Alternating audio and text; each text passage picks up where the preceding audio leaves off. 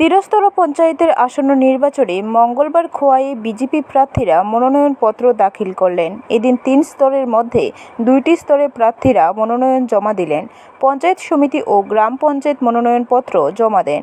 BJP দলের মনোনীত প্রার্থীরা মনোনয়নপত্র দাখিল করেন।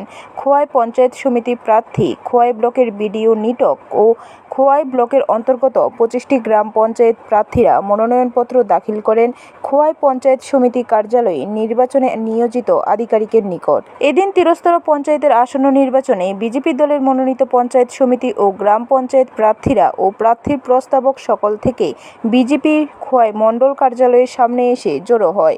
খোয়াই বিজেপি মণ্ডল কার্যালয় থেকে সুসজ্জিত প্রার্থীদের নিয়ে মিছিল বের হয়। মিছিলটি খোয়াই অফিস টিলা খোয়াই পঞ্চায়েত সমিতির সামনে গিয়ে শেষ হয়।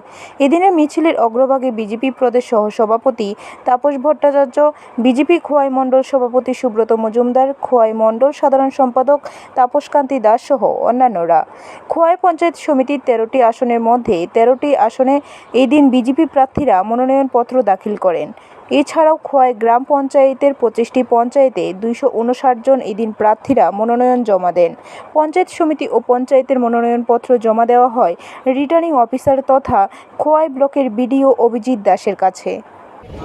খোয়াই আরডি ব্লকের অন্তর্গত আমরা যে ২৫টি পঞ্চায়েত রয়েছে তার মধ্যে ১৫টি পঞ্চায়েত আছে আমাদের খোয়াই বিধানসভা কেন্দ্রে। আমাদের এই ১৫টি পঞ্চায়েতের মধ্যে ১৪৭ জন পঞ্চায়েত সদস্যের জন্য আজকে আমরা নমিনেশন প্রদান করতে খোয়াই মণ্ডল কার্যালয় থেকে আমরা মিছিল করে এখানে এসে বিডিও অফিসে আমরা নমিনেশন প্রদান অনুষ্ঠানে আমরা অংশগ্রহণ করেছি।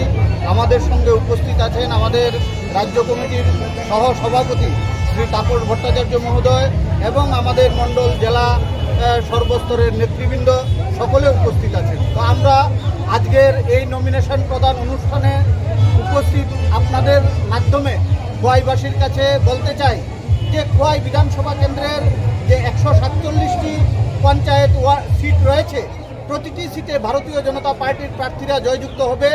ব্যুরো রিপোর্ট, খবর ত্রিপুরা।